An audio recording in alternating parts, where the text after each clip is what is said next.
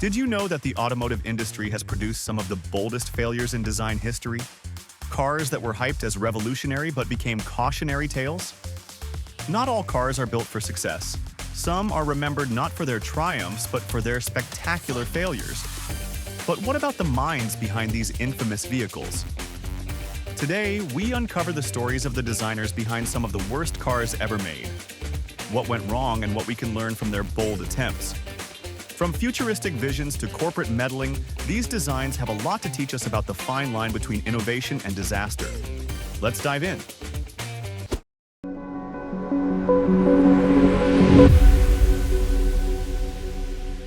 Before we dive in, please quickly hit the like button and subscribe to our channel. Your support makes a difference, allowing us to keep bringing you fresh, exciting content.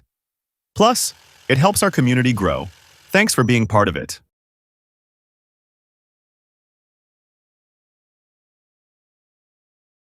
Let's start with what might be the most famous automotive flop of all time, the Ford Edsel.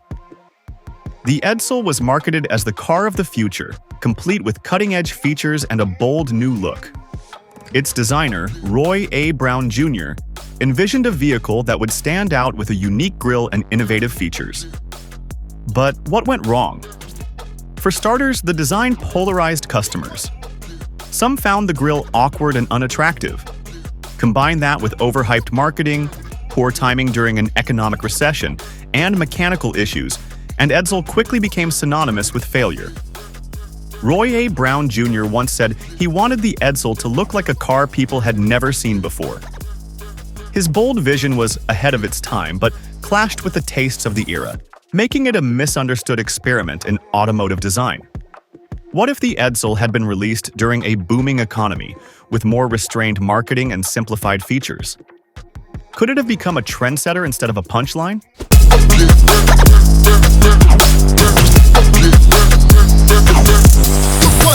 Next up, the Pontiac Aztek.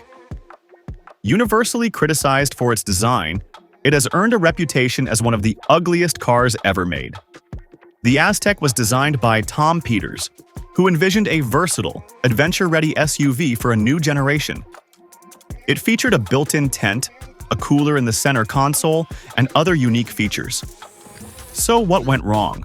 Corporate interference led to a watered-down design.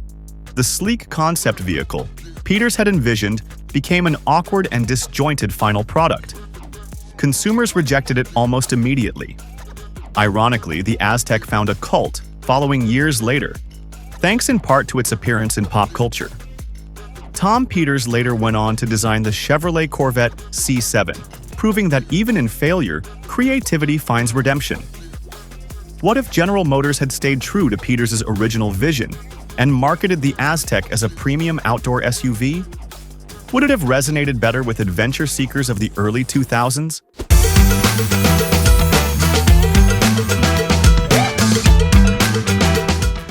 Let's talk about a car that is both a failure and a cultural icon. The DeLorean DMC-12. Designed by Giorgetto Giugiaro, one of the most celebrated automotive designers of all time, the DeLorean was meant to be futuristic and luxurious. Despite its striking appearance, the DMC-12 was plagued by poor performance, a high price tag, and production delays. Add in legal troubles and financial mismanagement, and the car quickly went out of production. Giugiaro's vision for the DeLorean remains a testament to bold, futuristic design, proving that sometimes failure can still leave a lasting impression. What if the DeLorean had been equipped with a more powerful engine and a competitive price tag? Could it have redefined the luxury sports car market instead of being remembered as a flawed but iconic novelty?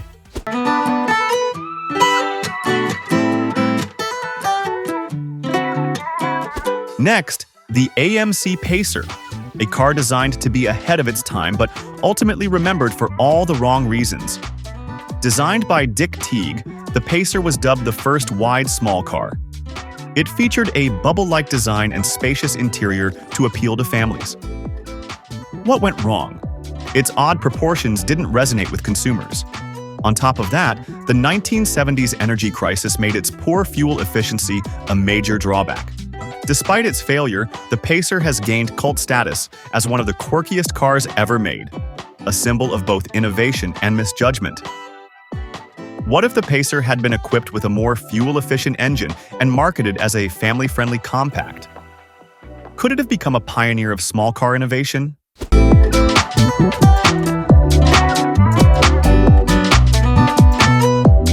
What can we learn from these failed cars?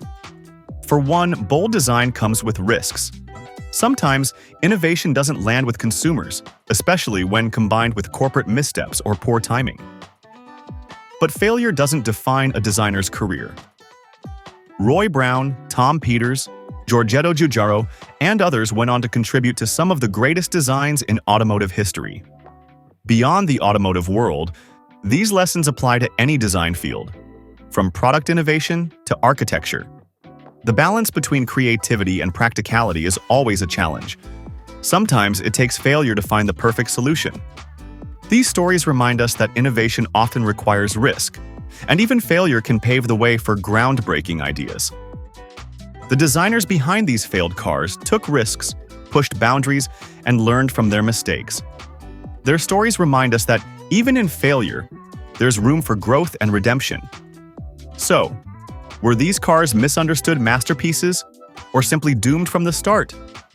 Let us know what you think in the comments below. What do you think makes a design timeless versus trendy? And don't forget to like, share, and subscribe for more stories about the design behind things around us.